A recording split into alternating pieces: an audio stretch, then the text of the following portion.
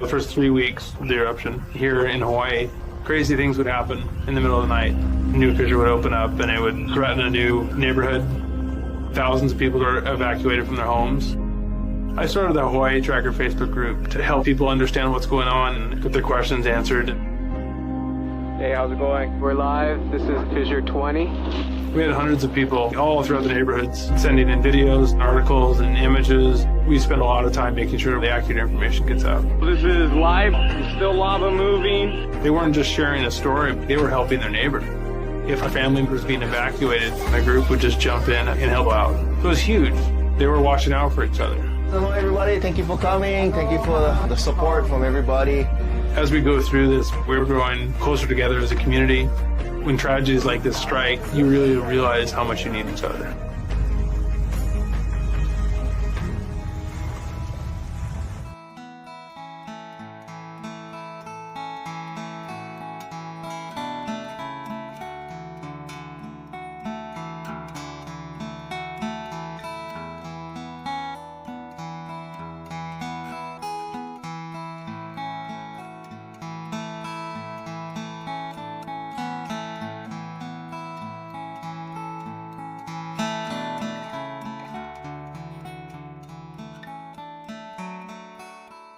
We are the Hawaiian Volcano Education and Resilience Institute, HVERI for short. A lot of people know us from the 2018 eruption of Kīlauea in the Lower East Rift Zone. Working under Hawaii Tracker on the Facebook group. Since then, we've been trying to carry on and take the lessons, the hard lessons that were learned during that eruption and try and prepare for the next major disaster that comes to our island. Yeah, so we do that through two different programs. One is volcano education, and the other part is digital resilience, which we address through online groups on social media. So the way the two programs work together is that the social media networks end up being a distribution pathway for all the information. And having that network in place means we can provide more than just volcano education, but any other preparedness information as well. What we were working for really came about in the Mauna Loa eruption in 2022. Within hours of that eruption starting, we had the mayor, Mitch Roth, we had USGS-HVO Ken Hahn on the stream trying to help flush out a little bit of the ongoing because it's so new. It's completely different from our previous major eruption, which was 2018.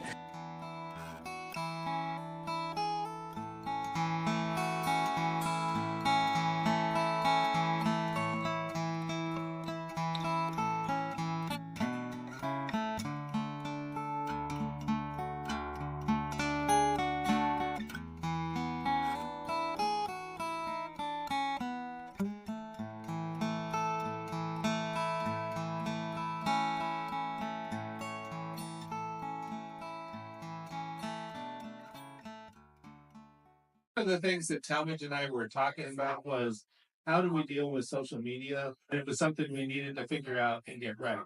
Our job is to get information to the public and make sure that the public get it as well as possible and as correctly as possible. When Philip and Dane started coming to and live streaming the meetings, it was great because we were reaching more people than we normally would. So when the eruption actually happened, we had this relationship. The interviews we did during the eruption, the most fun ones were the ones with Philip and Dave because they were more relaxed and we knew we were getting to the local community and people were asking questions. So those were the best, I think. I just want to really give a shout out to those guys and how we worked as a team on this eruption. It really worked out well and we got to a lot of people we wouldn't have normally gotten.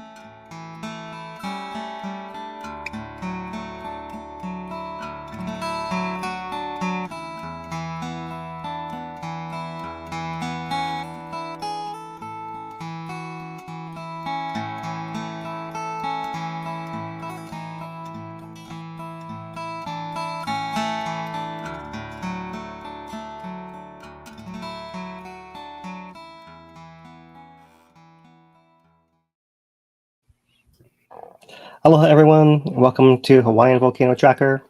Today's Thursday, July 10th, 2025. Kīlauea is still erupting, having had her 28th episode just yesterday. We'll talk about that and recap some of the other things that have been happening here. And yeah, how's it going, Dane? Oh, doing good, yeah. Welcome back, good. Phil. Thank you. Away for a little while, and the volcano sure didn't let off while you were away.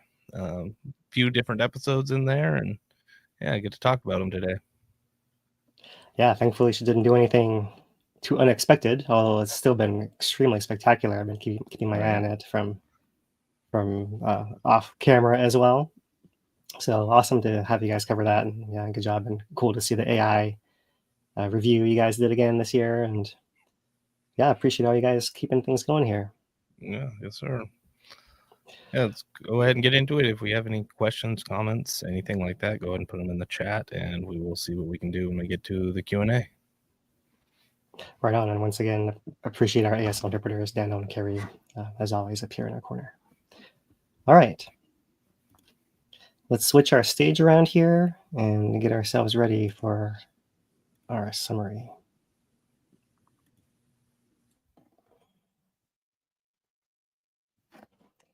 Hello, everyone. This is our Hawaiian Volcano summary for July 10th, 2025. Kīlauea is still erupting, having produced its 28th episode yesterday, July 9th at 4:10 a.m., lasting about 9 hours until about 1:20 p.m. The fountains peaked, according to preliminary reports by the USGS, around 1,200 feet or 365 meters, while putting out over 5 million cubic meters of lava. You guys are seeing a video here taken by the USGS after they landed on the crater floor to take a sample of the lava as it was flowing out of the vent, crossing the crater floor here. And if you look at the view from the KW camera, we have a time lapse here that shows a couple of the overflows the night before, followed by the major pulse of lava with high fountaining coming about an hour later. The first flows reach a short distance from the vents, while the later pulses make their way further across the crater floor, and ultimately have some ooze-ups on the eastern side of the crater floor as well. So that's the extent of lava produced by episode 28. And we can see here from the USGS table the dates and times and volume of the episode. The USGS has released a new map that shows the lava thickness through episode 24, along with a cross section here. So to start off, let me zoom in here. The reddish are the thickest points. So right around the vents, you have a maximum thickness of 338 feet, 103 meters. And that goes down all the way to just a few feet and meters at this far eastern end.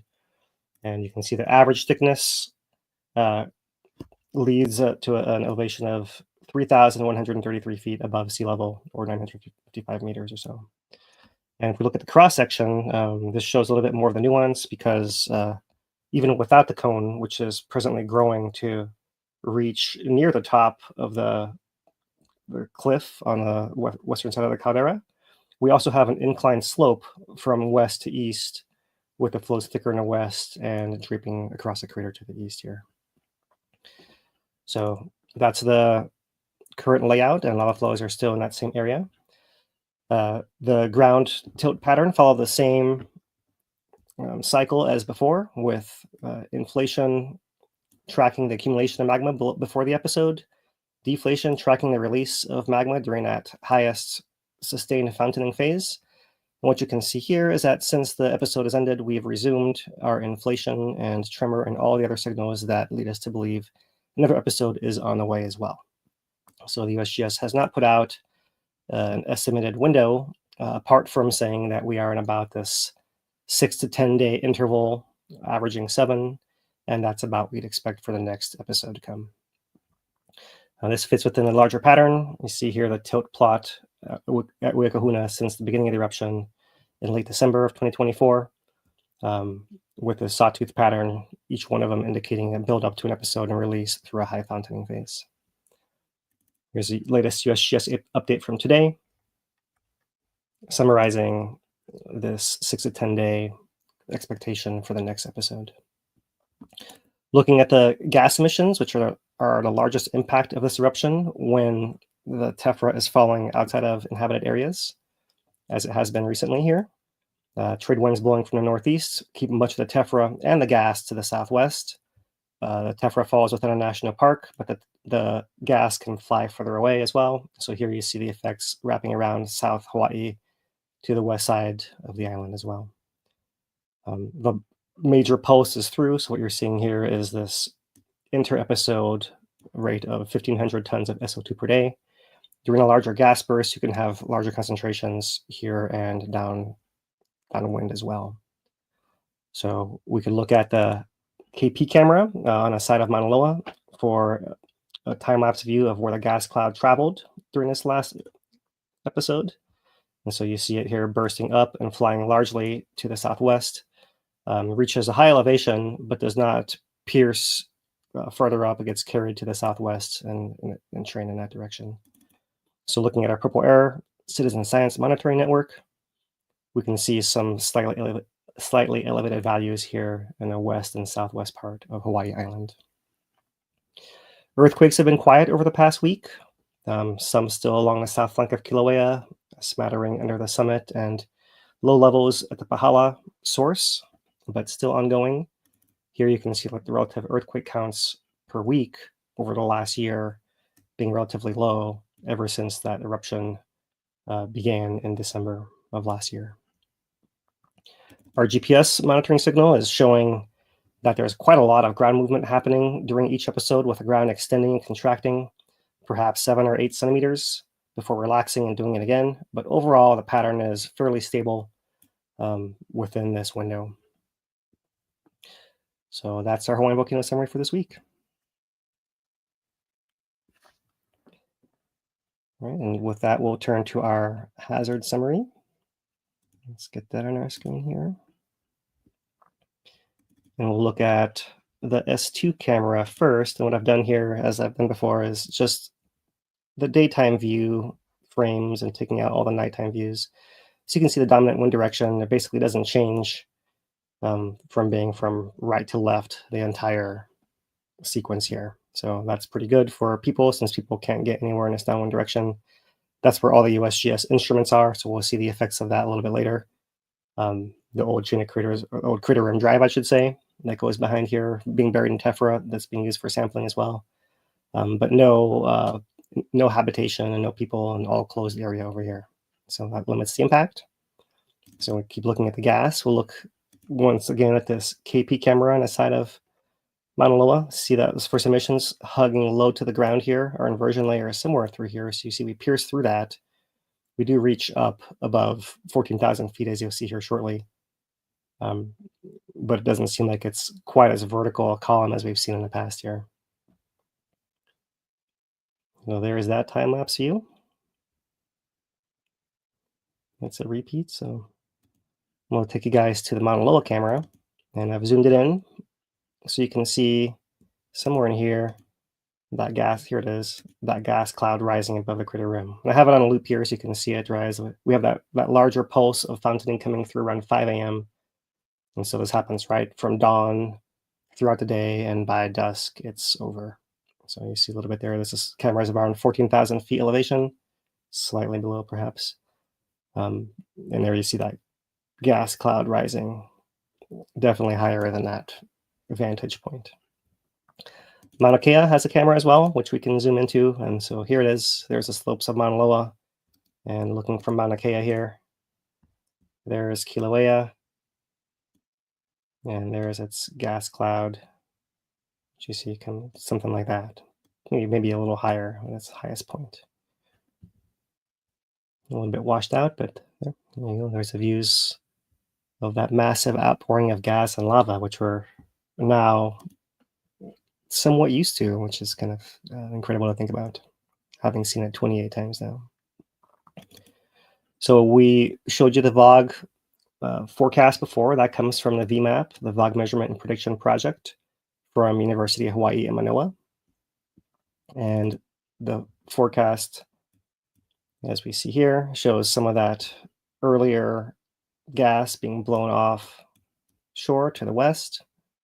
But you see there's little nuances of where this gas blows here, wrapping around Mauna Loa to be caught on the leeward side there. And sometimes wrapping a little bit further north here towards Kulani. Maybe some effects in the saddle, but mostly you're seeing the effects here to the west and southwest of Kīlauea, an area of Ka'u, Pahala, Ocean View, those areas that are used to these persistent impacts now, ongoing for 7 months, more than 7 months. I think I was counting that we are at 200 days now. I think today might be the 200th day since this thing began. All right, so keeping it moving here, looking at the state of Hawaii. Here are all the air quality data they have. Everything is in the green with some elevated values. I see a 25, 36, 20, 23, but everything in the green here. Purple air we showed you not long ago. So there you have it too. We can maybe go into a little more detail. Some of these high value areas here and look at the history of how the gas has been climbing. But otherwise, the gas impact is fairly minimal compared to what we've seen in the past. In the past, we've seen lots of these in the yellows and oranges, and even further afield to Maui and Oahu as well. So currently, it's pretty good, fairly limited impact from what we've seen in the past. And that's true even close by to the source. Here is a national park website. All their sites, their viewing areas are all in the green presently. There's the wind direction away from the viewing areas off to the southwest. And we'll come back to their charts, which show us the last 24 hours. You can see there's even catching some of that little bit of eruption window, or maybe we just passed it here, but everything's in the green here, all the way down, as it typically is every time we look at it, almost every time we look at it. Occasionally the wind shifts, but we're not seeing that here. In the summertime, when our trade winds are a dominant direction of wind. The gas does blow up into the atmosphere. So here is windy.com and the SO2 layer. And this is catching the whole atmosphere. And look at that big red patch right above our state that's been drifting around. We've been tracking this thing over the last 7 months, swirling and drifting around this way, that way. And here you see this current iteration of patches sitting, hovering above us in the upper atmosphere. Not necessarily on the ground where you could breathe it, under Kauai, let's say, for example, here, right? But up where the satellite's shining all the way down and can actually detect it flying around up there. So not the same as some of the other industrial pollution sources, but you can see if I zoom out this entire globe, presently that's the biggest patch of sulfur on the planet, as you can see here. Pretty incredible. Looking at the mounts, SO2 satellite capture. We didn't have great captures here. Here's our most recent one on the 10th. It's catching some of this remnant offshore SO2 that's blowing. It's on the west side of the island, on the west shoreline there, on the west coast, and moving offshore. The frame prior to that, you see here is an incomplete capture, but it is capturing south of that line. It seems like it's scanning down here. It does capture that concentration of SO2 there and the edge of it trailing out a little further as well. So hard to know exactly what shape this is in full, but you'd imagine if it were symmetrical, something like that, right? And going further back in time, we have a lot of frames that don't show any gas, as is normal, as what you'd expect. If I go back far enough, I should catch the previous eruption. Look, there's the 30th, and there the 29th. Look at that. For example, cloud draped north across the island there. Yeah. So satellite catches a lot. We just happen to not catch it quite so well this last iteration. Unlucky with the timing of the satellite sweep. So that's our volcanic hazard summary this week. We'll move on to our observations from here.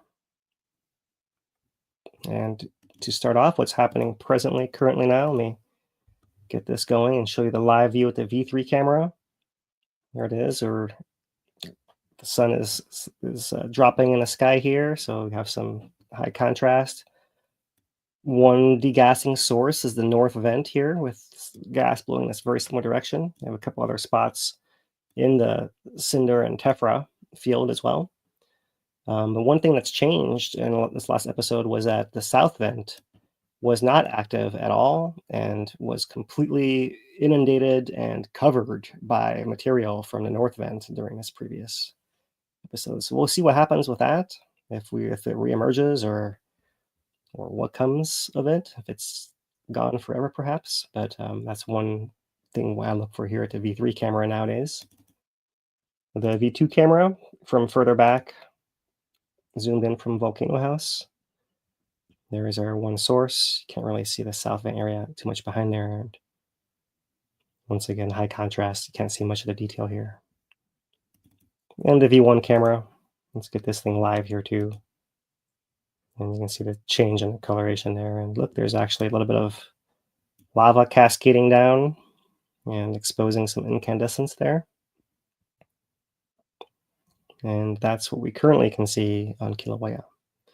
But leading up to the episode 28 yesterday, I'll show you guys the nighttime views from the S2 camera. So we start off with a little bit of glow, just the north vent here, and a little flash of something falling down that pile of tephra.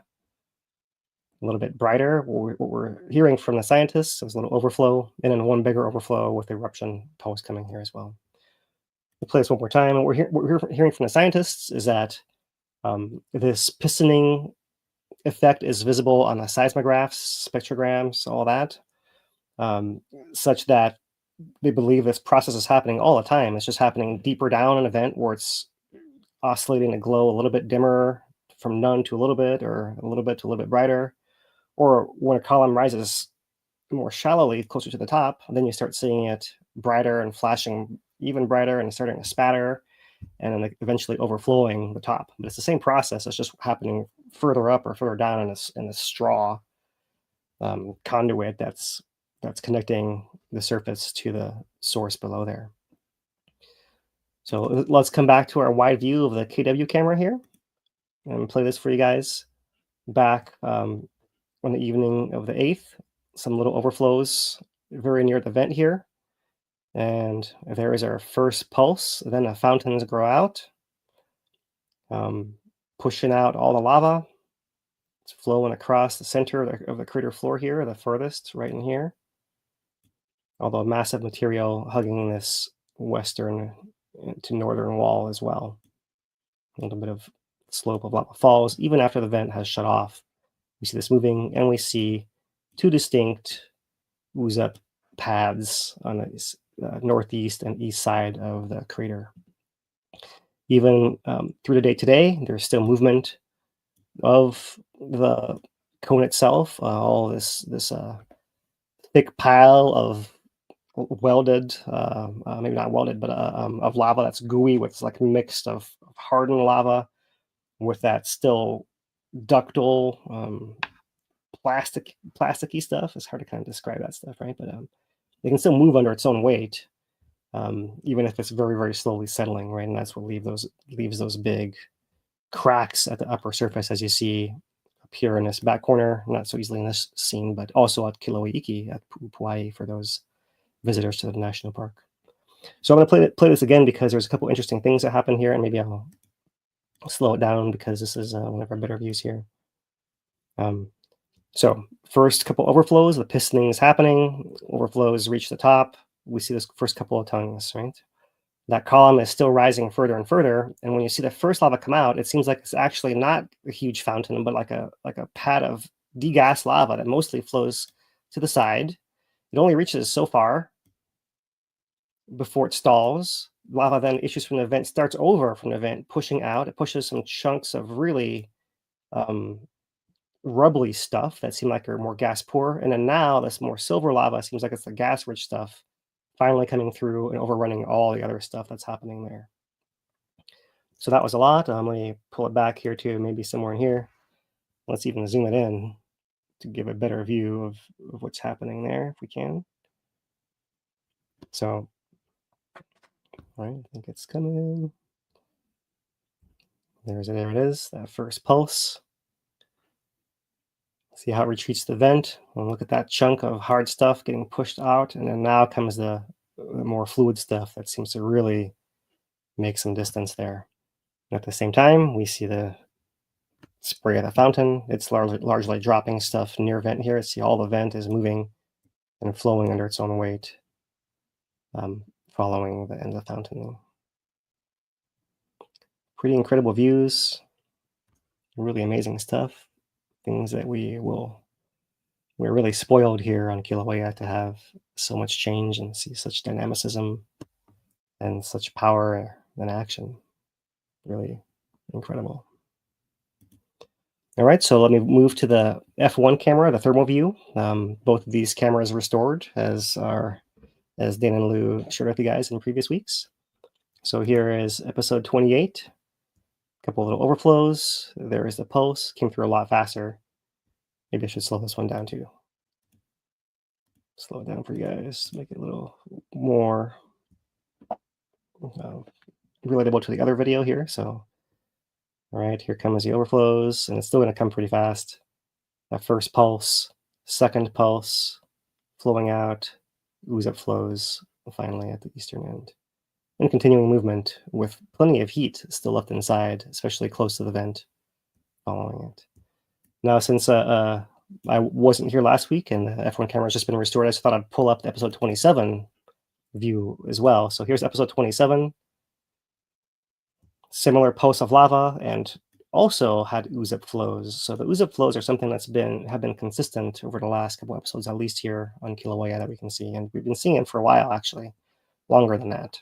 I can't track exactly if every single one has had one, but still an ongoing process there. And to get a better view of that, I like to come to our B1 camera. So now we are looking back across the crater. We're now on this eastern side, looking back to the west. The vents are in here. Our previous camera was somewhere over here, looking that way. Right? So now we're coming all the way across. And so there is that little bit of glow. Those little overflows are all right in there. There is a first pulse, the fountain of lava. You get a nice perspective against Mauna Loa back there. And you see the flows coming across the crater, reach as far as there. Here are two ooze-up pads in this vantage in a foreground of the camera view. So pretty interesting. You zoom it in so you can see a little better that perspective. The fountain against Mauna Loa, and this flows issuing out there, and then the cone draping down there at the end too. And all through the night here. And one thing you may see here the next day is something USGS is putting out in their updates is this cone is now nearly to the top of this cliff over here. And it's actually starting to merge together with it here. And then we have this extra bit of tephra on top. And if I mentioned Kīlauea Iki recently, and Pu'upuai is the name of the cinder cone that sits straddling the rim of Kīlauea Iki. And it looks like we may be building towards some similar feature if this keeps going, where we have the cone largely in the crater, but overlapping the edge of it and growing to drape onto the upper bench as well. So we may be seeing that process in action here. We'll see how long this lasts, and if it keeps doing it, then it will keep growing and eventually merge over there. So that's the B1 view of this most recent episode. I'll keep it moving here to the B1 view. What I've done here is just put in from the last episode, which was ended on the 29th. So from the 30th on, I'm just taking one image around noon each day of the entire crater. So it's only a few days here. It moves kind of fast, but I'll have to loop it too. But if I play it, you don't see any changes, obviously, at this kind of scale. But what we're looking for is whether the crater is inflating here on the right-hand side. So I'm going to zoom it way in here. And a little hard to see, but let me speed it up again. I haven't had this one quite all the way set up. Let's make it faster. It makes it more obvious when a movement is happening there. So now hopefully you can see areas like this whole zone in here seem to be wiggling up and down and rocking. You can see this little patch, which has some of the cinder cone from the September 2023 eruption. This is one of the only little bits that's left. Here's another piece of cone over here and another one over there. And if I pan this over to the right, there's some more, and that flow is also from September. of 2023. But look over here. Look at this patch of the lava flow. Look at how it's bulging upwards here. And this means that lava is flowing underneath this crater, injecting below it, whether it's through tubes, through the recent flows, or through some other network of pathways deeper below the crust that connects to the vent area. Hard to really say without further insight from USGS. But you can clearly see that here, this is between episodes since the last fountain ended and before this fountain. And clearly there's lava injecting in between episodes as it's building up to erupt as well. So that's really fascinating. The B1 also went offline recently, was put back online fairly recently. So I thought I would just, to add, extend it back a few more days. Well, let's loop it and speed it up again here. A few more days so that you can really see the recent changes. Now it's basically 2 episodes that we're catching here. But you can see that the earlier episode has an ooze-up flow that cracked out right around the rim here and left this big pad of lava right in there. It actually made it out of the ground. In other cases, it seems like it's swelling up below and the whole ground is lifting upwards. All the way to here, you see that at the very end, this pad of silver appears. That's our most recent ooze-up flow from yesterday. More obvious, the cinder cone rising here in the middle. And you see at the very end, this big patch of silver is a pop-up ooze-up flow here as well. So it's filling during the week and pops out after the episode shuts off. And some other areas, like over here, this most recent flow, you see it's not moving up and down. And over here, you see it moving.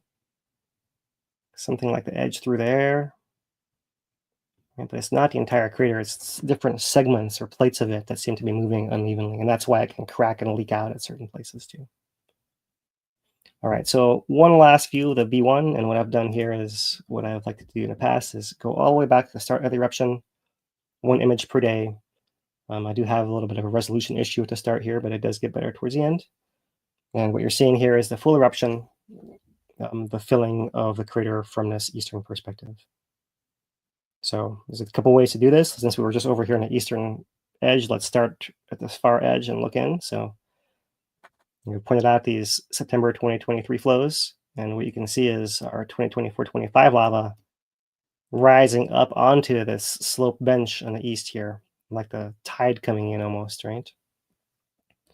So it's more striking when you see the full eruption, how much ground we've covered in these 7 months going in that direction.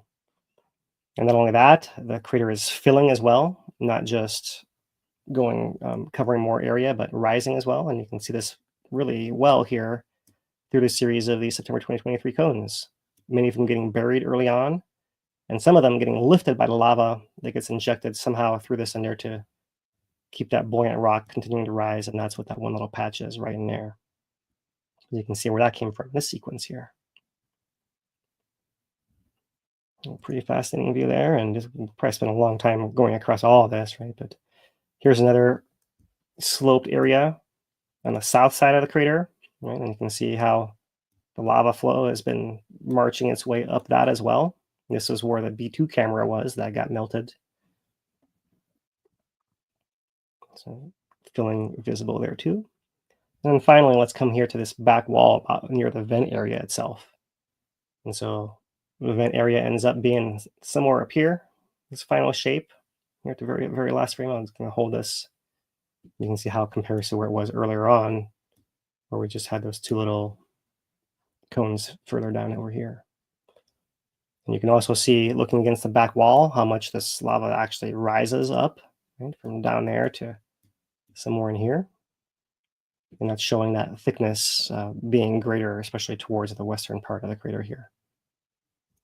So really fascinating to see these changes so quickly within a human lifetime here, right? We've seen so many changes. It's really fascinating to see the geology of the Earth so alive and in motion and dynamic like this. So moving on from the B1, let's come back to our eruption here, a little bit more focused. What I have here now is our live camera summaries. So the V3 camera, we'll play that to start here. View of eruption.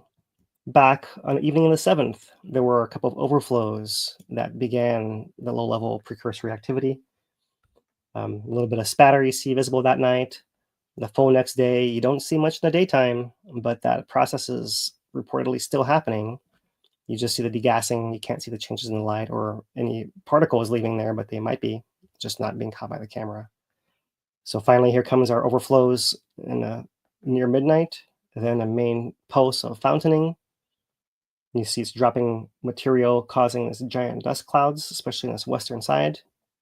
It shuts off, and we see continued flow of this material all around the north vent, some larger slumps exposing the hot interior of this big blanket of material, right? It's all falling as individual chunks of lava, but the stuff that gets buried deeper down can be insulated and essentially fuse with the stuff next to it, and together they form a flow that can move and carry all the stuff above it. And here's those series of cracks I was talking about. They're visible, showing all that movement down slope there. The V1 camera, let's look at it next. So we'll just start from the night of the eruption itself. There was first couple overflows, then the high column with spatter, and here comes the main pulse. Nice fan-shaped fountain. Then it bursts upwards, retreats, and there you see more of the cone flowing after the fact, which is in itself a really phenomenal process, right? It's something you don't always see, and the more material keeps being added to this pile, and the faster that happens, it stays hotter. It just gains more heat, and you see this geological slumping process in action right there. Lots of these little fault blocks, the big head wall fault. Pretty fascinating. All right, to the V2 camera. This is the one that's further away. This is by the volcano house, so it doesn't always have the best views. Has to look the furthest across weather in the crater. But here it catches some of the overflows. You see it's black, otherwise it's too far to see the glow. Then here comes the fan-shaped fountain, straightening up to the higher peak, and then retreating to a lower height. They zoom it in to see the cone flowing there as well. A pretty cool view there. Through the night, you don't see as much. And here today, still moving.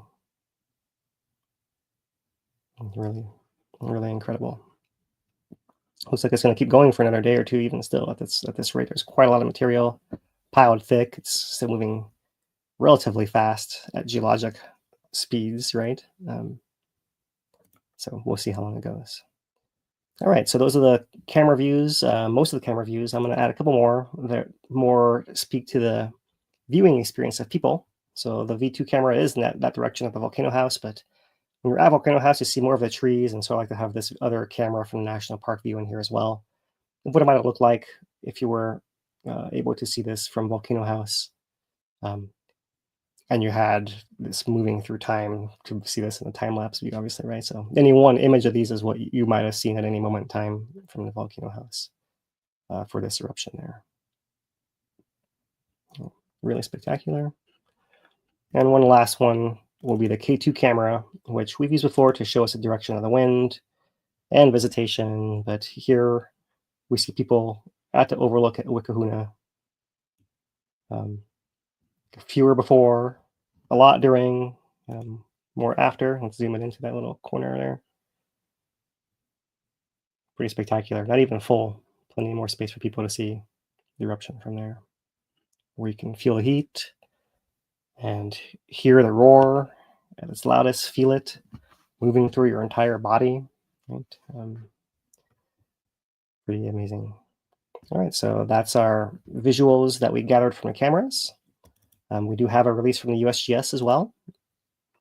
So let's look at that. Here's a panoramic view, 6:30 in the morning, episode 28, showing not only Pele here, erupting, but also this big gas cloud into the air and all the surrounding landscape of Kīlauea as well. So, different views of the fountain. There's fountaining after gas pistoning cycles. There is this video here taken from the North Rim near Kīlauea Overlook. So another view of what you maybe could have seen.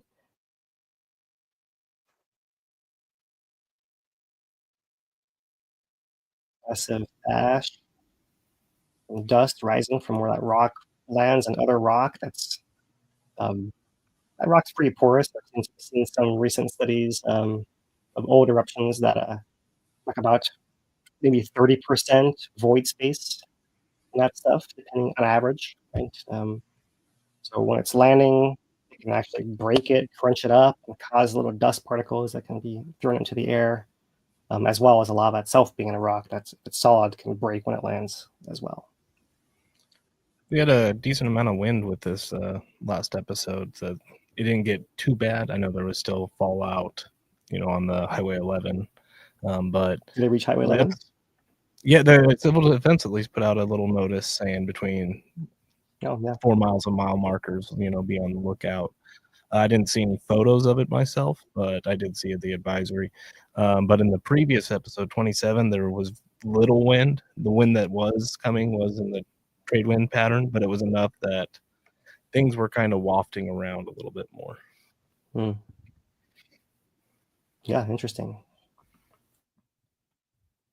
Yeah, so it's been good to see the civil defense be more proactive. We've seen them put out alerts about debris on the roadway, as well as traffic hazards, which is largely, I think to me, is the more dangerous and more likely hazard to face. Everyone coming up to the park and traffic backed out on the highway and at a standstill and leading to accidents as well. It's been nice to frustrated. See. Right. Yeah. It's nice to see civil defense being a little more on top of the volcano action. If I could make one request, is stop calling it the Volcano Watch, that they issued the Volcano Watch. Like, Volcano Watch is its own thing, and it's kind of confusing that it's a whole different, side tangent. Right. Well, yeah, I guess we'll recycle the words. At some point, there's only something to go around. Yeah, that's kind of what's happening there. So here's some more USGS images. They are showing approximately 1,000-foot tall fountain here, while they are taking Fourier transform infrared spectroscopy, also known as FTIR images, right? Let me explain what this is, maybe, instead of describing the name of it.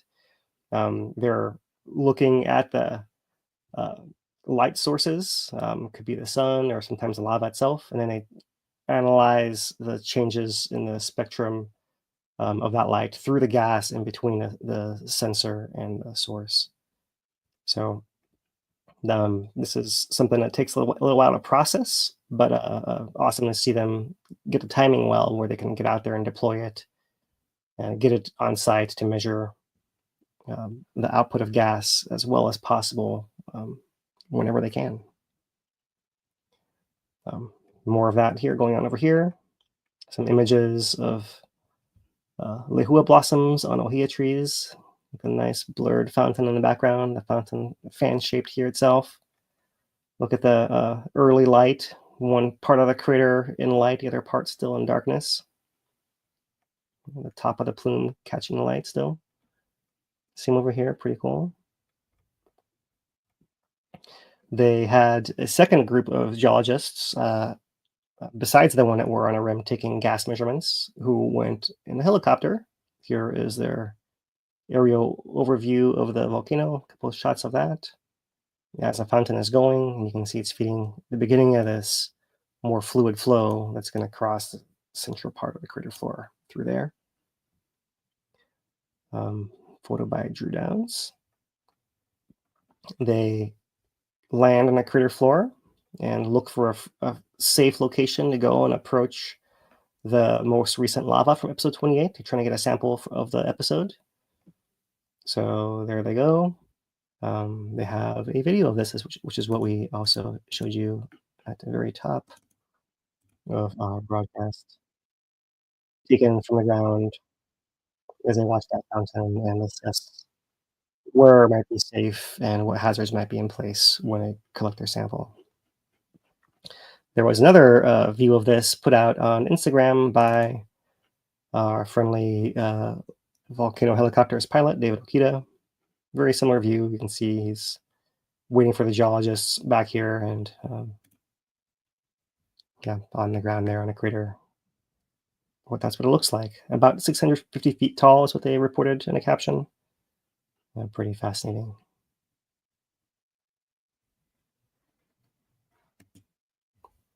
All right. Hard to get the scale of that, right? If you guys maybe remember the video from about a month ago, or a little less than a month ago, with a helicopter flying and how big these features actually are. Massive, massive fountains.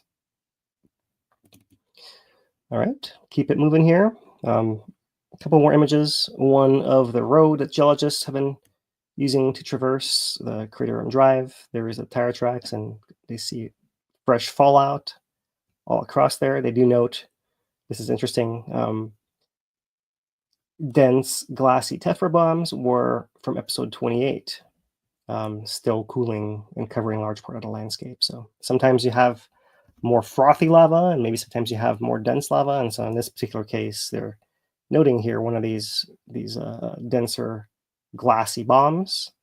They look really hard, but they do note that they are extremely delicate and light, with frothy interiors full of air bubbles, and they readily crumble into small pieces.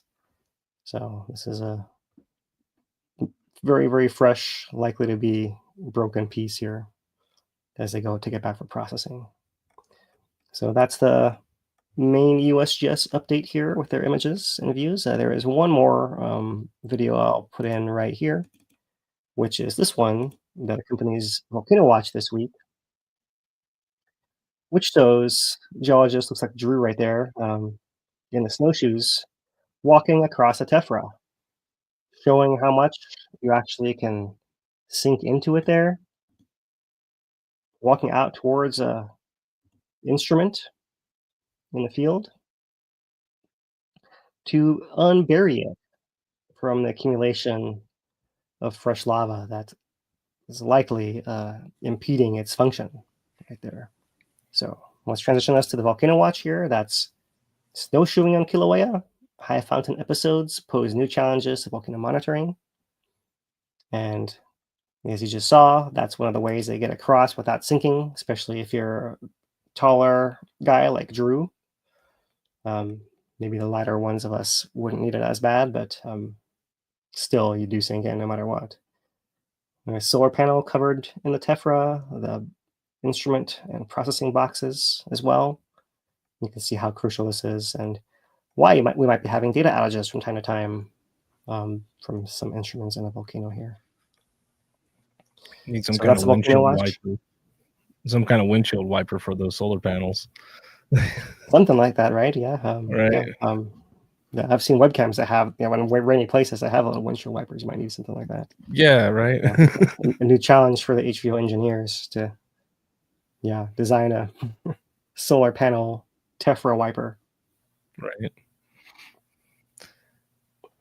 So yeah, one of the things I was, Lou and I had talked about this previously a couple weeks ago, the mount sinking in, because they had released footage or some images of somebody walking out there, and I was thinking like, wow, they really aren't sinking in that much compared to when we were out, maybe behind the 2018 after it ended, because I remember we were sinking in like 6 inches on every step at least, and I was watching them and I'm like, you're barely stepping through the surface layer, but I'm like, at this point, when do the cross country skis come out and the snow plow for the car so it doesn't rub up against the undercarriage or whatever?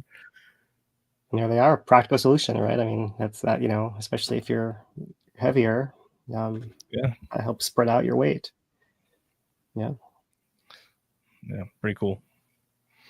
Yeah, they know here the thickest parts of tephra are 80 feet, 25 meters or so. That's probably where you sink in a lot if you weren't wearing the shoes, the snowshoes.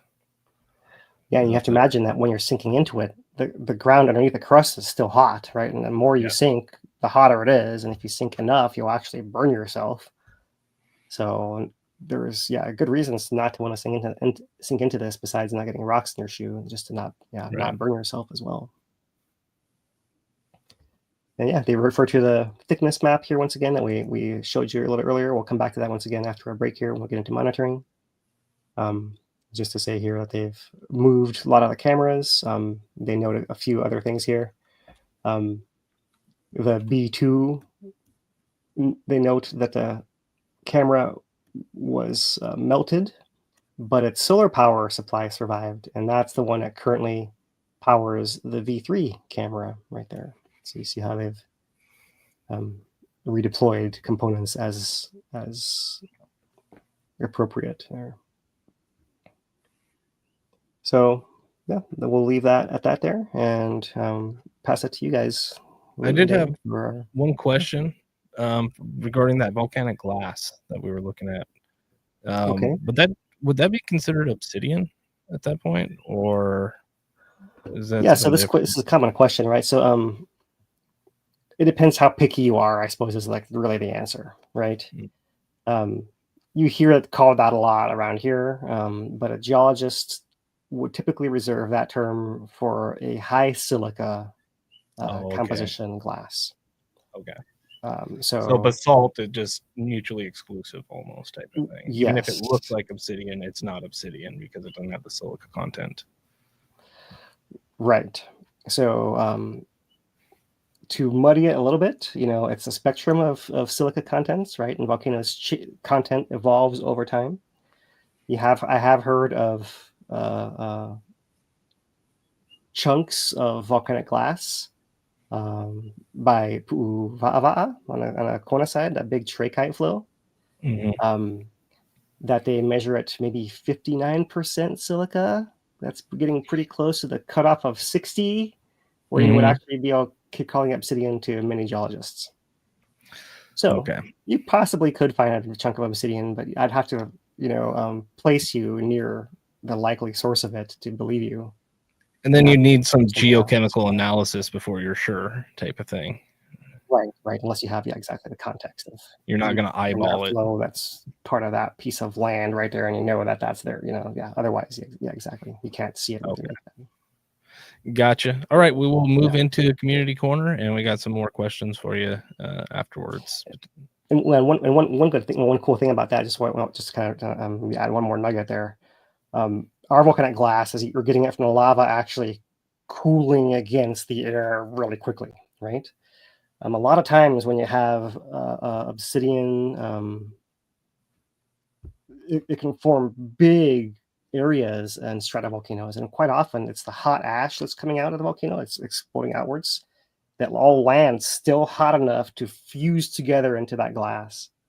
And so sometimes it does that with chunks of pumice in it, and that's how you get your snowflake obsidian. That's the glass with chunks of rock inside of it, right? That's something that we don't see so much here. We don't see our glass having chunks of rock in it because it's cooled from just being radiating into the air and not from being welded into a glass from ash, if that makes sense. So there's a lot of other differences beyond the composition as far as how it actually forms.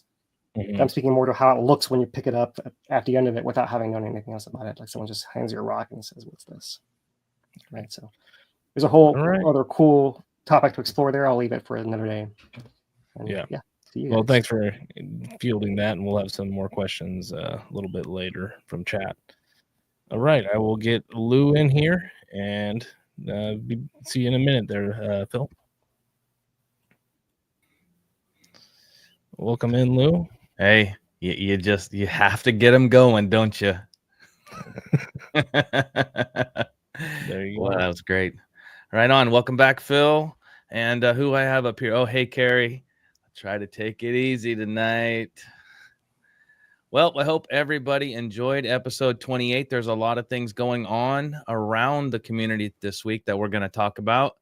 We know the basic stuff, that the park is under constant construction. Every episode brings mass amount of traffic that we have reports of, not just the Tephra that Dane was talking about earlier, stretch across the highway, but cars out the entrance and onto the highway. So prepare to wait. Viewing is everywhere. And I didn't put up a lot of the other photos that I was going through the last week, but we're seeing a lot of issues with people out and about in out of bounds areas. Stick to the inbound areas, please. The park would appreciate that. This is the focal point of what's going on in the park. This is the roundabout area. This is going to change all the time. Just know that this is going to cause some extra slowdown as you enter the park. Safety first. This is a message from the Hawaii Volcanoes National Park. The western overlook, accessed by a path just past the bus parking at Oaikahuna, will temporarily close for safety improvements on July 14th for a few weeks. Don't worry about the next eruption. The observation deck and crater rim trail to the east towards Kīlauea overlook will remain open. And there was a new void found. Yvonne sent me this earlier. The original one is there. You can see in the bottom is the previous void that she had discovered. And there's a new one up there. She says the new small void opened at the steam vent area. It's tiny and not as hot as the other. I don't know if this has been blocked off with cones yet, but a new feature has emerged. The Kīlauea Iki Trail is about to get even better. The park's hard-working trail crew will repair and reinforce the western switchback starting Monday, July 7th. This is the far end of the Kīlauea Iki if you're looking into the crater from the parking lot. What does that mean for hikers? The western switchbacks will temporarily close Monday through Thursday from 6 a.m. to 4 p.m. The switchbacks will be open to hikers outside of those hours. The rest of the popular 3.3-mile loop trail will remain open. The work will be complete by September. And I normally have never said this about projects being done on time, but the park is doing exceptionally well on their project. So in between the episodes, I encourage you guys to get out there and head out to the Kīlauea Iki Trail. There's a lot of history out there, and it's definitely worth going. Stop by the Kīlauea Welcome Center, and you can get more information. Traffic alerts, eruption, and construction. Asphalt trucks and concrete mixers are entering the park for the first round of paving at the roundabout. Please plan ahead. And this is significant because trucks cannot sit in traffic. So park rangers may reroute or escort them through the park, which may include more delays for you. Plan for extra time. Hilo-bound traffic may be temporarily held at the entrance to allow trucks through, and the park appreciates your patience as they work to improve the park during the busy time. Mahalo. And there's a shot Yvonne sent me of the new paving going on. The park usually has really good roads until the earthquakes come through and cause issues, but they're quick to work on it. So that's a good feature right there. I pulled this up because of all of the extra outside the area hiking areas, and when in between the episodes that are going on, everybody's out in different areas of the park. And this is on the National Park Service website. If you go to Hawaii Volcanoes National Park website, you can find these tips that they have there. And I really do recommend, if you're not new to the area, that if you're not, yeah, did I say that right? If you're new to the area, to check them out and just make sure you have what you need before you head out into the park. The park is massive. It is massive. That just tells you right there what you might need if you get injured. There are coming from Kona in your slippers and heading out to the park, you're going to get a scrape. You're going to get something. And there we go. And you can always stop by the Kīlauea military camp at the new Welcome Center, which is the temporary visitor center where all the rangers are hanging out ready to answer your questions, give you information on what they're doing for the day if they're taking anybody out for any of the daily trips. There it is. If you just drive through the park, you can find it up there. And mention to Ranger Dean that you heard it from me. Ranger Dean is a good guy. He'll take care of you and all the park rangers up there. They have Life on the Edge running every day of the week, but that is also could change due to weather, staffing. So always check in with what's going on at the ranger station there. And this weekend, we have a huge event going on. It's Revitalize Puna. It's on July 12th from 10 a.m. to 2 p.m. It's down in Pahoa at the Billy Kanoe District Park Gym. There is going to be everybody there. This is a packed event. Dane, we combined 2 this year, right? We combined Revitalize Puna and we worked with Civil Defense and Council District 4 with Ashley Kirkowitz to combine the Revitalize Puna as well as the prep fairs that we've been putting on. So last year we put on one in Hilo and then one in Waimea. Now we're taking it to Pahoa, and it just so happened to coincide with the time that Revitalize Puna was supposed to run. So it's combined forces. This is the biggest event of all of Revitalize Puna. I guarantee it. There's so many people coming, so many plant giveaways. Poncho's Tacos going to be there. Of course. Got to make sure of that. And we're going to be doing outside with Haka a bunch of hands-on stuff with the kids and probably the adult kids too, because some of these things that we're going to bring are pretty cool. And encourage you all to come. Runs 10 a.m. to 2 p.m. Yep. And there's a flyer from our partner and collaborating organization there, the Hawaii Animal Kuleana Alliance. They'll be set up right next to us. And another one that'll be there is the Pohaku Pelemaka. They're going to be there as well inside, another one of our partners. And here is the map Dane was just talking about. It is packed. Dane, this is more than double than last year, right? It's so many people coming. Yeah, it's going to be a great event. If you like plants, come, because they pass out. You go home with a flat full of plants. Yeah.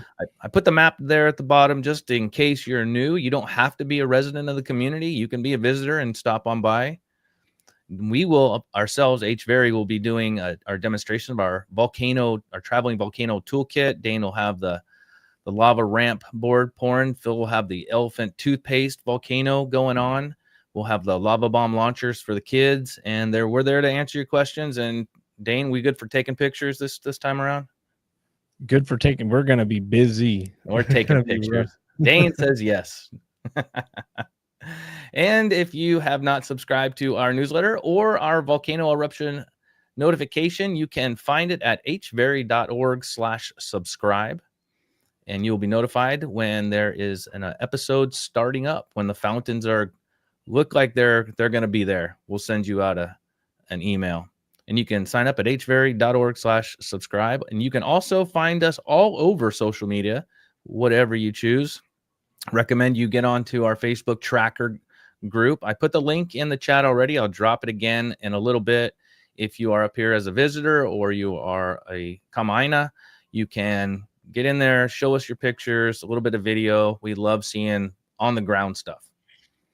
And here we go, Dane.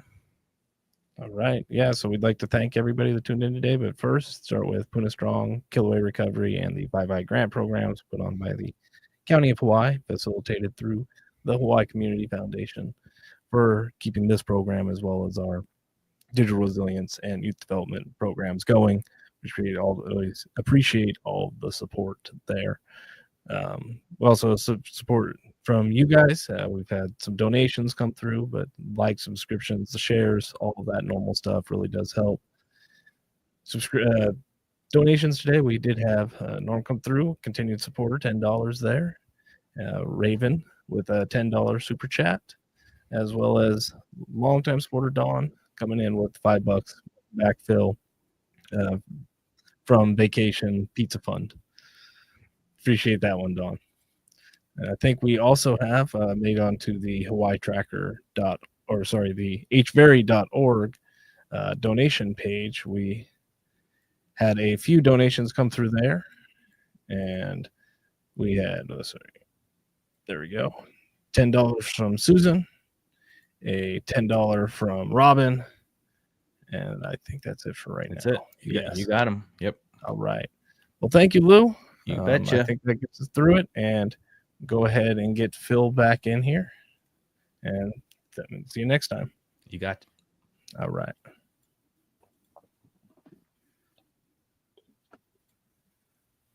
All right. Welcome back, Phil. Thank you. Yeah, yeah, great to see so much happening in our community. And yeah, look forward to seeing some of you guys in person on Saturday. And thank you guys who donated as well. All of us over here. So now to our Kīlauea monitoring segment. And I will start off by just stepping through the series of updates from the USGS that tracked this most recent episode. And I'm going to start by highlighting some text from Tuesday, July 8th, on which day they state that they have had intermittent visible lava with gas piston cycles that included lava spattering, jetting, and flames, as well as 2 short overflows from an event which occurred at 6:30 p.m. on the 7th. So that's the first indication of that low-level activity, and if you were to go by their old definition, what they would mark the beginning of some activity of some kind. So that's the first one there. And then the next day, on the 9th, at what time did they issue this? I always forget here. They have the VONA and the VAN, the notice for aviation, and the regular notice, which is not showing up here for some reason. There it is. Goes. Okay, so it was issued at 5:11 a.m. Yesterday and Wednesday, and noting that at 4:10 a.m. the episode had begun. They noted the times of the fountain heights at that time, and also that there was a 20,000 foot plume rising into the atmosphere there. At that point, 5:11, they had said high fountaining had not yet begun, but that would happen shortly thereafter. So that's all highlight. They're issuing these in pairs now. It's this volcanic activity notice that I call the VAN, VAN, and this one, which is the VONA, the notice for aviation. Right, it's coming in pairs. So often we're getting one for the precursory activity, and then one for the high fountaining phase, and one for the end if they separate to that degree. However, the one we had yesterday there happened right on either side of the daily update. So we have that one as well. And that one at that point noted that high fountaining was already ongoing, starting at 5:15 a.m., right around the same time as the previous update came out. We'll keep it moving. That's also, then they have a final pair. Looks like all of these are not funny here, but the final pair of VONA and VAN that is issued after the episode ends. 1:49 p.m. They put it out, noting the 1:20 p.m. end of episode 28. After 9 hours of continuous fountaining, of which the final 8 were high fountaining, right, ending at 1:20 p.m. They note fountains reached to approximately 1,200 feet, 365 meters. This is our preliminary value that we have to work with thus far until we have any better update from USGS. And they note that lava flows may continue to move slowly and glow as they cool and solidify over the coming days. And also, slumping of the molten cone material around the vent may also continue for the next 24 hours and can produce small localized lava flows. So that's the kind of thing that you can see more of these days, even if there is no fountain. Some collapses, slumping, and small flows, glow from different spots, and all the degassing happening as well. So that was the pair of updates issued yesterday afternoon to note the end of the episode. And today's update, the daily update, reviews all those facts, recaps the same values. And other than that, it just says that that the next episode is expected to follow the same pattern and taking about a week, we'll call it, roughly 6 to 10 days, somewhere in there, right?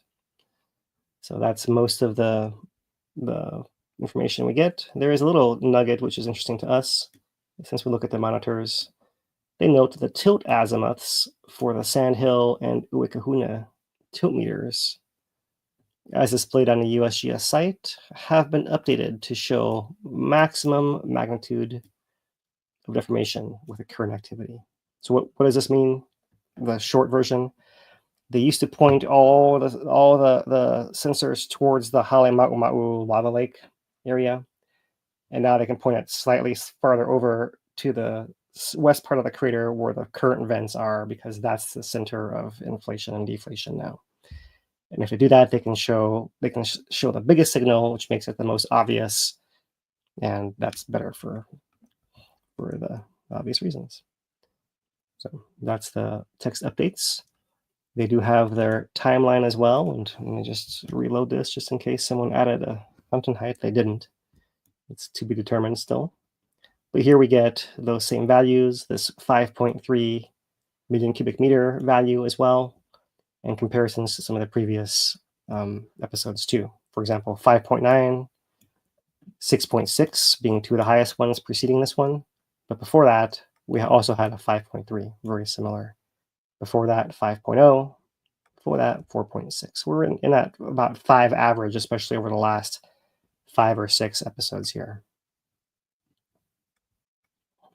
So we'll look at some statistics here in just a minute, but just to recap, this is the new map the USGS put out.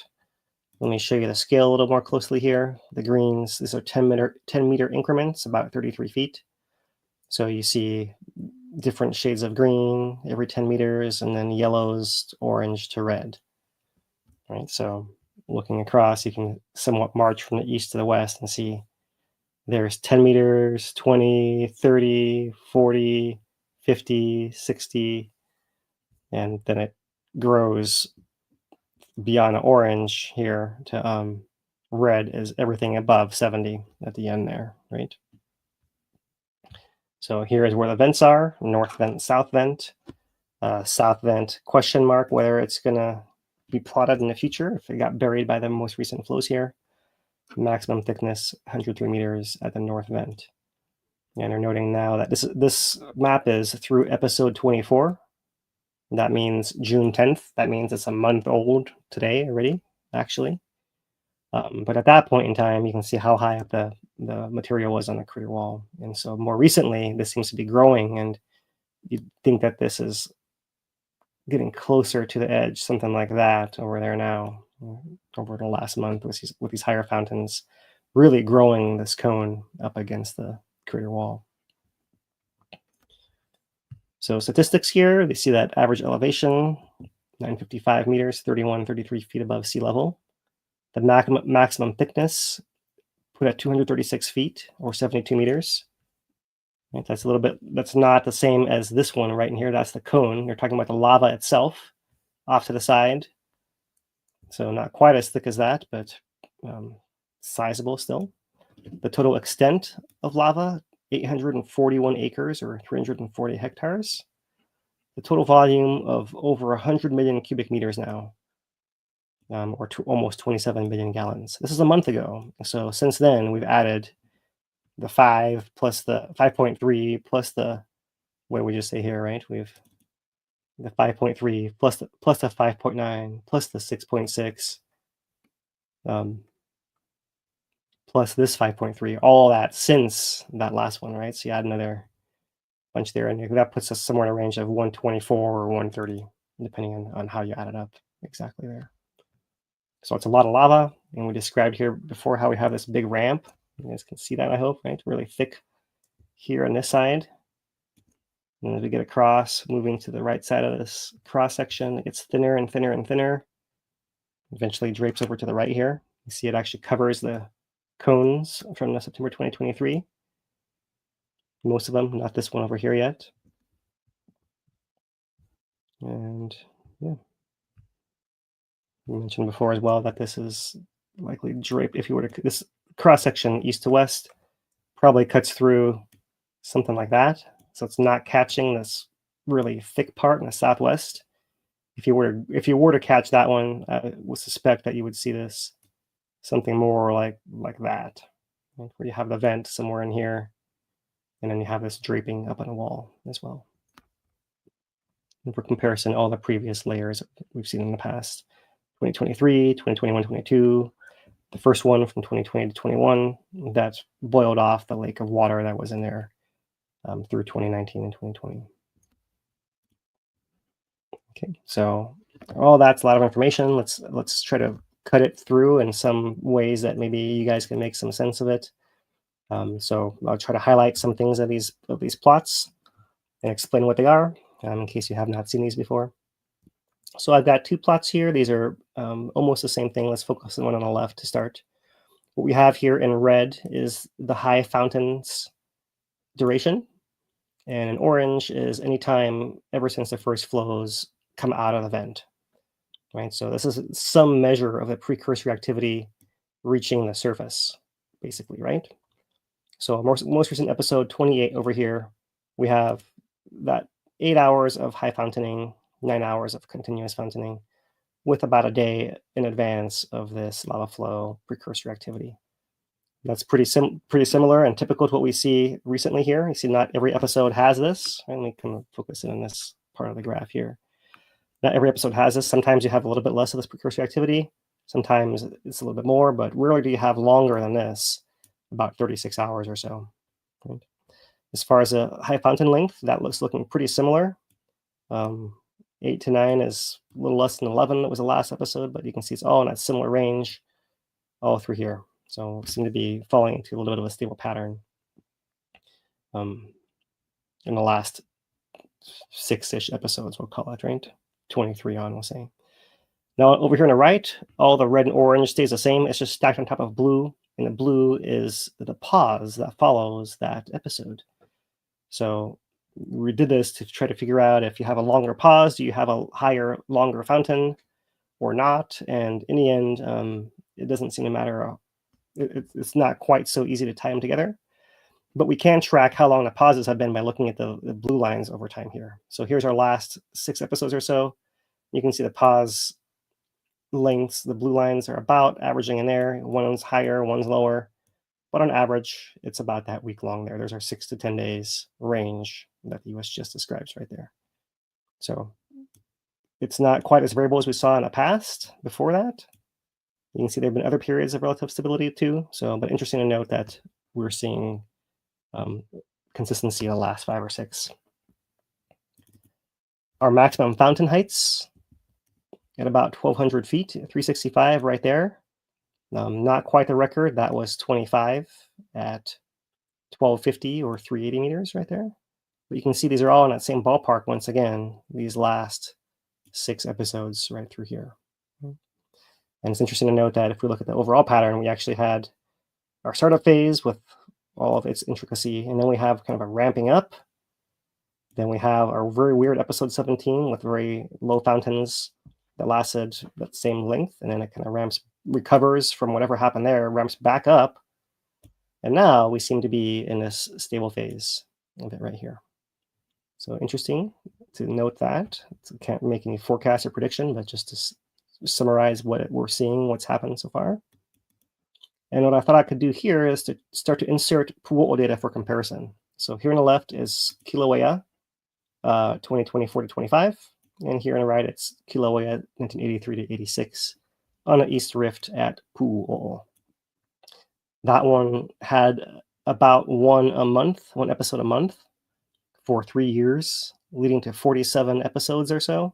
Well, of those later 44 being high fountaining pulses. So what happened there? I'm just kind of curious, like what can you find? Are there patterns? And we'll just just look through and see what maybe we can see. At Pu'o'o, we also see some of these seemingly ramp ups and resetting ramp up with some periods of lower fountaining in between. It does seem like in this middle phase through here, overall, it's kind of stable in this high fountains where it's yeah, it's kind of climbing, but it goes up, it goes down, and it's more or less all stable until at some point towards the end, you start to see this dropping off of the fountain heights. And maybe you see hints of that earlier and you reset. It's hard to tell all that. But that they seem to have seen a bit of a decline in the fountain heights towards the end of the episodes. So how does this look for us? Well, if anything, we don't see any tail off at all. That's not happening here. So if it does follow the same pattern, which who knows, we have this kind of similar up and down and up, right? Up and down and up. Then you might expect it to, maybe it's stabilized, and at some point it'll start dropping down. Who knows? But interesting to compare against Pu'o'o for some expectation of what might come next. So similarly, we can look at eruption volumes. That there's that 5.3, the 5.9, the 6.6, et cetera, et cetera. There's our 5 million line, right? And so kind of back over time. And days from offset just showing the little bit of a difference in spacing, especially at the start when we had a longer episode 3 and then shorter episodes 5, 6, 7, right? But overall, it's fairly evenly spaced, and you can see the pattern there where it's not really consistent.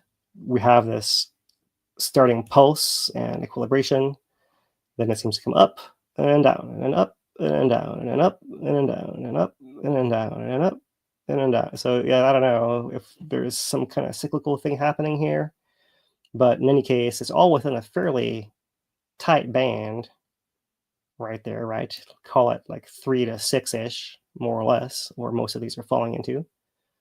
And it doesn't seem to be following any trend like across the entire eruption, as having cycles that are smaller that we can't really tie to anything there. So for comparison, once again, here is Pu'o'o, days from the beginning of 83, and there are their episodes as well. And so you can see that they also had this initial phase where you have some high values early on, and then they have this bouncing around happening all through here. Sometimes it drops down, comes up. Here's like a clear rising trend. Comes to crash down, comes up, dropping trend. A lot of these variations, it's hard to really put anything together there, but at some point you expect towards the end to see it dropping off. But there are times where you might have patterns that look like that, where it's not it. Right? So we have one of these, but we can't really say if we're anywhere near the end or if there's some other variation in the middle as well, if it were to even relate that closely there. So variations are expected, you'd say, till the end, and looks like we're still in that variation. There's no consistent, clear dropping signal. Maybe if you see the next 3 keep going down, then maybe I'll believe it a little bit more, but not yet.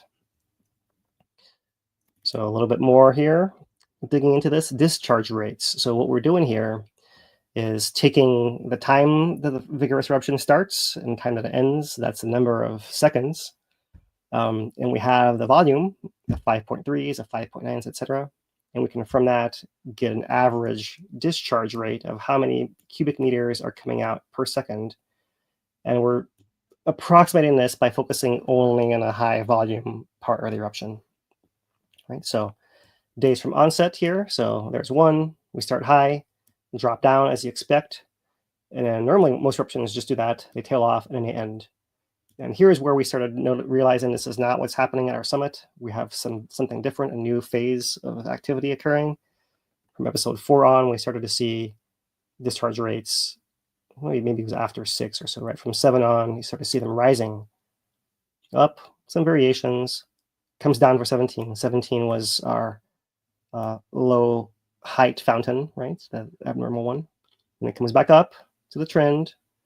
And if you notice, the most recent 6, 23, 24, 25, 26, especially were the highest ones up here, highest rates. And we've come down a little bit for 26 and 27 since then. But we're still higher than previously. Right? So really all these. So lava's coming out faster over the last couple months than it was before that, is what this is telling us. Yeah. And for comparison, here is Pu'o'o. They saw the same thing. As time went on, lava came out faster and faster and faster. Their highest value was episode 38 towards the end, before they had a crash of values that heralded the end of their fountaining phase. And to remind anyone who doesn't recall the history of Pu'u'u, after the fountaining phase ended, it switched to another 35 years of, 32 years of continuous output without high fountains through other means. So more than 30 years, since I can't do math at this exact minute. So there we are. We can see we've had a clear increase. We have not had any sign of any decrease yet, like here as well. So there's no sign of this ending quite yet. And this is something we can keep updating over time, every month or so, and see if we start seeing patterns or indications of something changing. Because that's what everyone wants to know, is how long will it last? How much lava will it put out? What's going to happen after that? So here's another way of looking at this. Discharge rate against the fountain height. So let's just start over here. 23, 24, 25, 26, 27, 28. All those are in this top right corner. The highest fountain heights have been matched by the highest output rates overall, with the exception of the opening fissure and a couple other high discharge episodes as well. But you can see that heights are getting taller as more lava is coming out too. That's what this is telling us here. Now it's interesting, if you look at the Pu'u'u data, I've flipped the axis here, but you still see that kind of pattern there. They did not see this. This is episode 21 and on, so I'm missing the first 20 of Pu'u'u. Maybe that would have given me this bottom part over here. But you're seeing this kind of cloud that doesn't really have any great shape or cohesion. So maybe this is something that can vary more depending on your nozzle or other aspects of the eruption that have less to do with how much lava is coming out, right? So that's maybe what this is telling us here. Okay, let's wrap up our graphs here for a couple last ones.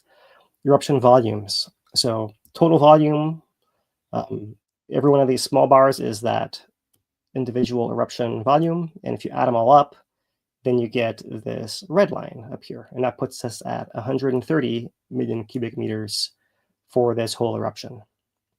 Now I trying to figure out how to give you some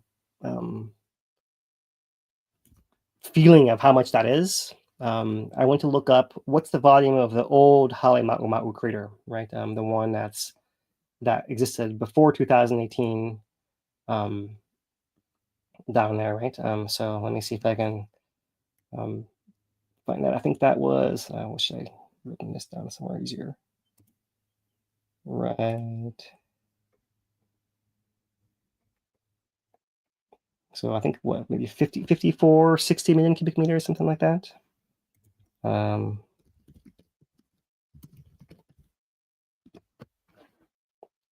think that's about right. Yeah. So you're looking at several times the volume of lava that fills that crater to reach that 130. Yeah. Let's see here. I'm gonna just give me a second. I'm gonna make sure I get this number right here. Find this here. 54 million cubic meters.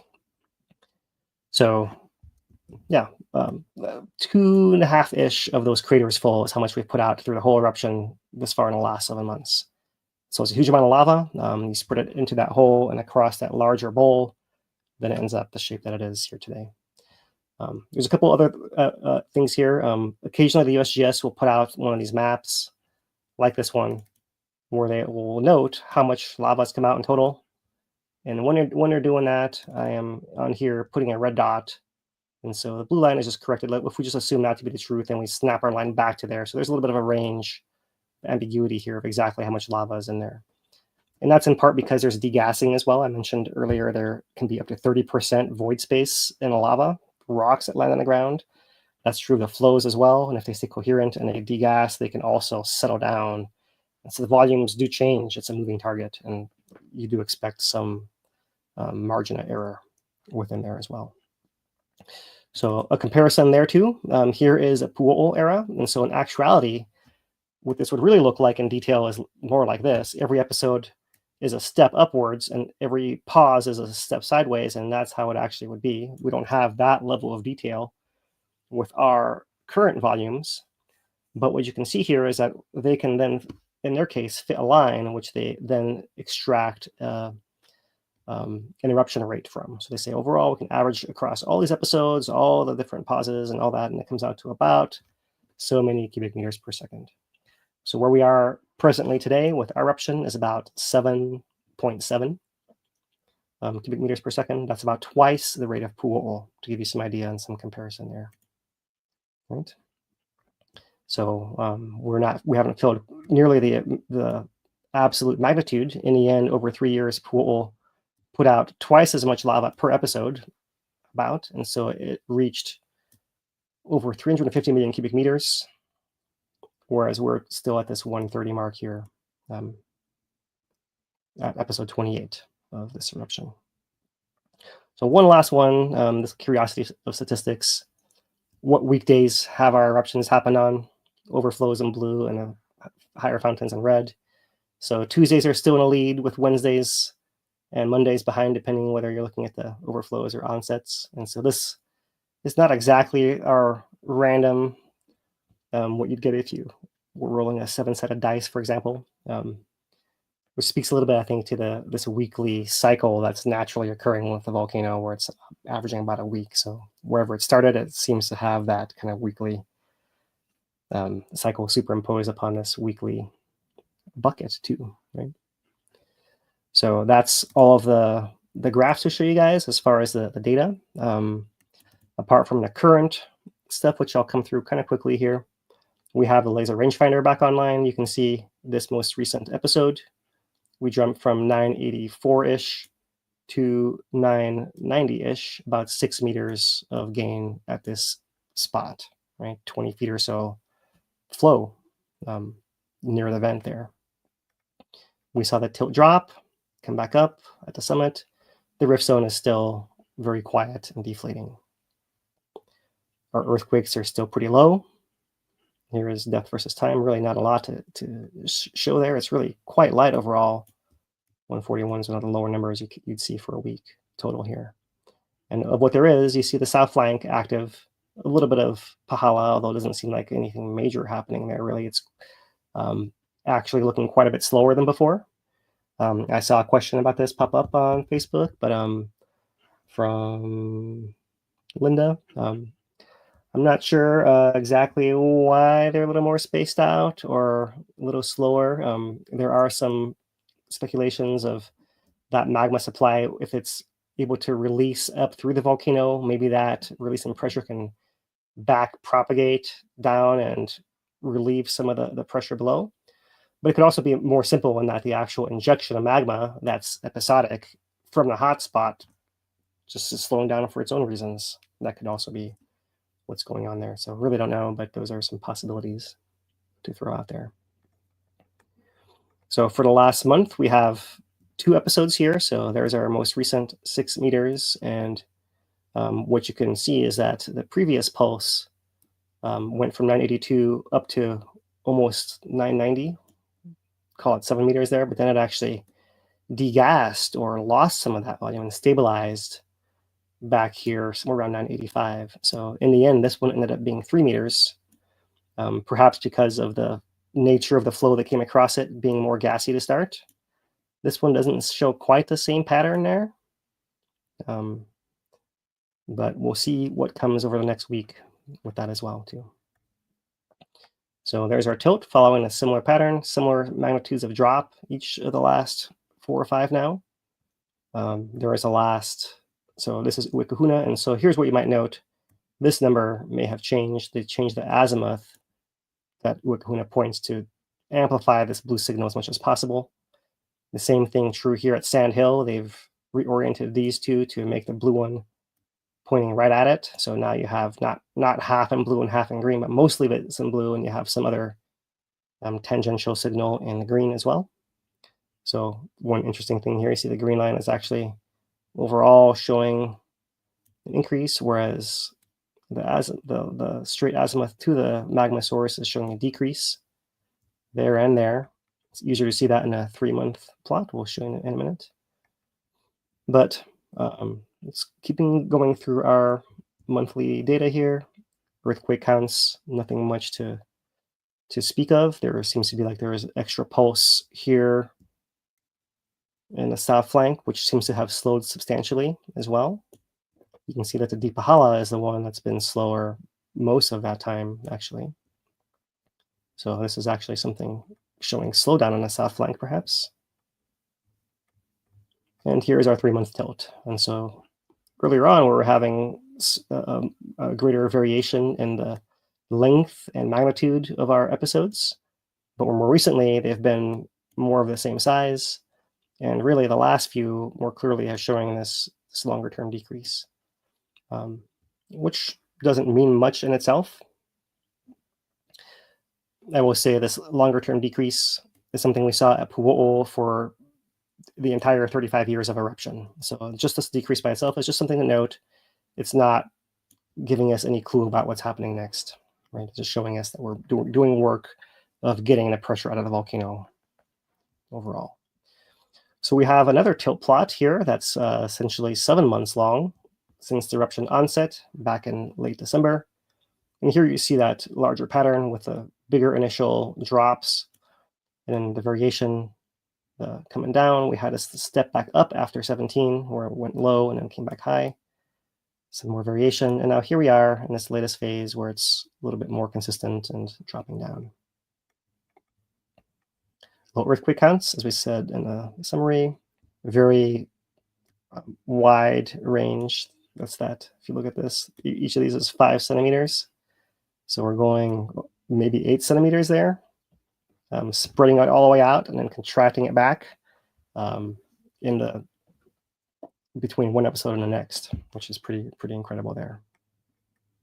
Yeah, Pu'o'o, our data stream has gone offline, but we don't see any indication of any magma in the rift zone. So the longer activity stays in the summit, the better for those down on the rift.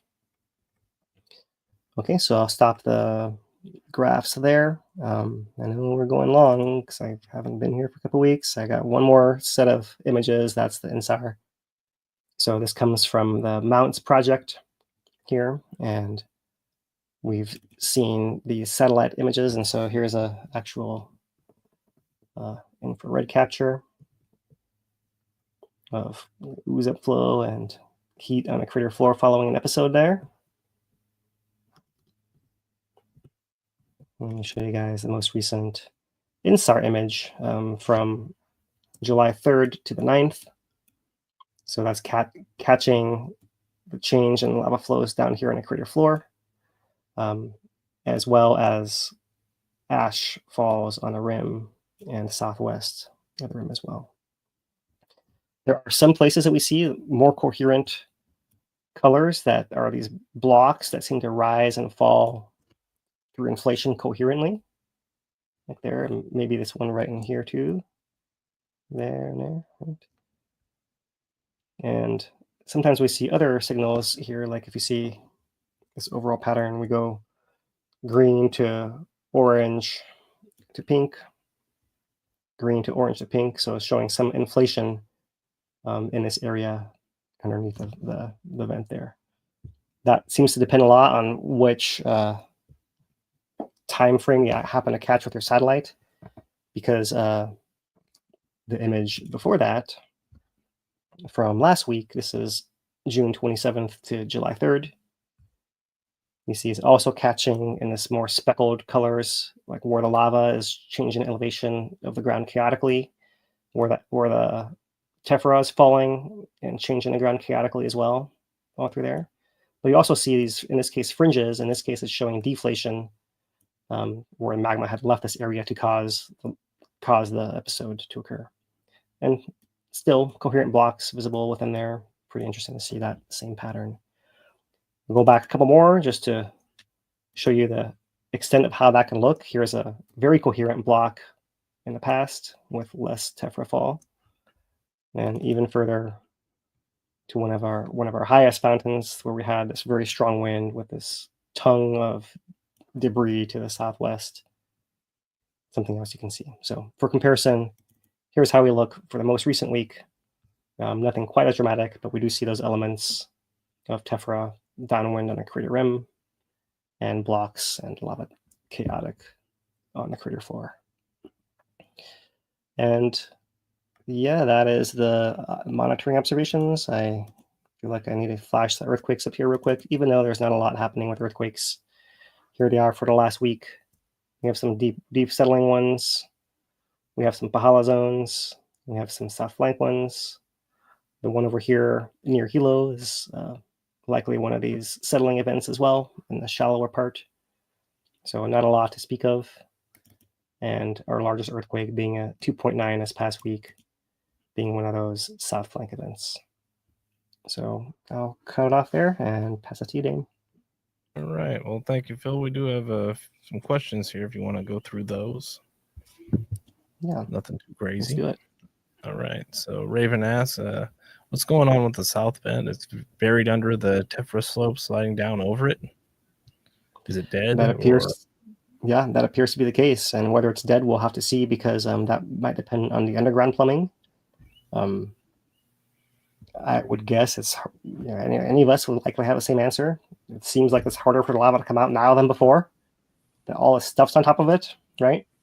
I would agree. There's no trick there, I'd say. But really, it's if there's enough pressure below that. We've seen fissures break solid rock before. Why couldn't they push up through some soft rock? They certainly could, if it's not clogged deep enough. And so it's more about the underground geometry, and the south vent did not activate at all during this episode. That's important. Like, why is that? And if whatever blocked that continues to stay blocked, that might be the true cause of the end of the south vent. Great question, Raven. All right. Yeah, we'll see. Moving on. Hugh asks, what does the USGS use as a starting base when they measure the heights of the fountain, since the height of the vents keeps rising in comparison with the crater cliff walls? Yeah, it's a good question. Just inferring from what we've been reading and watching them put updates out, they've said before it's the base of the fountain, right? So as the vent grows higher and higher, the base is growing higher and higher too. They're measuring from that base, right? So that's why early on, if while the fountain was reaching the crater wall, the top of the crater wall, it was super tall, and then now every one of them reaches the top of the crater wall, and they're half as tall as they used to be because the base has come up quite a bit. Yeah. Good question there, Hugh. Nature asks, how much has the floor of Hawaiian Mau Mau and the down drop block risen with the eruption since December? I don't think we have a new number for that, though. We have... Yeah, we have this map. Let me pull up the map again. And the map has information in it here, right? So December 24 to present eruption, fill depth, total fill depth is 438 meters. The one before that was 400 meters, so 38 meters there. Right, so 38 meters, 125 feet. Good amount. And that was that through episode 24, correct? Yeah, through episode 24. Yeah. So a month ago. So and add a little bit more to that. Not, on average, right? With this caveat that we know it's much thicker on one side than the other. And I believe you answered Linda's question from Facebook. So thank you for that in the midline. So we had one more from Nora, who asks, is there any new picture, so to speak, of what magma is doing deep down below Kīlauea, like in the plumbing? Yeah, I would say we don't have any new picture, but the old pictures are pretty good. And we haven't reviewed them in a while. Maybe I'll try to put some of those in next time there, right? But yeah, nothing really new. We thought we would have some more information from some of the surveys that were done over previous summers. Don't have anything quite visually, what's the word, right? That quite communicates that visually to show you guys yet.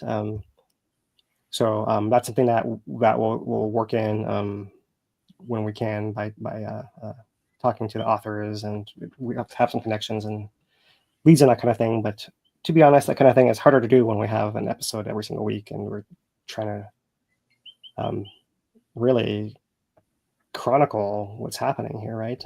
Week to week. And if we miss a week, then there's a lot of information to catch up on what happens every single week, as I've discovered here this past couple of weeks.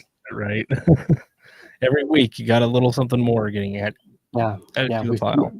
Mentioned this before. Yeah, in the pool era, they had 1 whole month to try to compile their data before the next episode. And it's true that the computing powers and the technology wasn't nearly what it is today, but still was a hustle to get one done every month. And here they are having to do it every single week. And so imagine anyone trying to start from episode 1 at this point to cover all of these. It's I mean, we just went through it while you were away. We went through each of the episodes, and it's amazing how much things start blurring together. It's hard to really pick them apart or make any sense of them. I think that's why I like to have the graphs where you see the fountain heights or the different volume coming out. It's a different way to, rather than just trying to look at the thing in a picture in a video, to understand what's really going on in there. You know, I'm starting to like to think about it as we do with the 2018 eruption, as having phases, right? So you have the opening phase, which is maybe episodes 1 through 6, and then you have an escalation phase, and then like a fake out phase where like those episodes that felt like it was dropping off, like it was resetting, and then it's like, oh, we're back 1,000-foot fountain phase type of thing. That's what I've been describing, right? What I've been describing is maybe the last 6 or so are more of a stable phase, whereas before we're seeing that that opening phase, and then the growing phase, and the reset, and the growing again, and now we're at stable. Right. So interesting to see how long it stays that way. The one I'm still curious about is something you talked about previously, the gas jetting phase that went along with the end of previous episodic fountaining on Kīlauea. So that's kind of like a little penciled in, maybe last phase ? Gas jets. And I forget now, wasn't it the last 4 of Pool had him or something like that? It was multiple episodes. Multiple episodes, gas jetting, just something I'm keeping an eye out for, at least. There's one other question we almost always get that I've been working on. I don't have a good graphic for it yet either, but I do have an answer now. So the question being, how long does this thing take to fill up?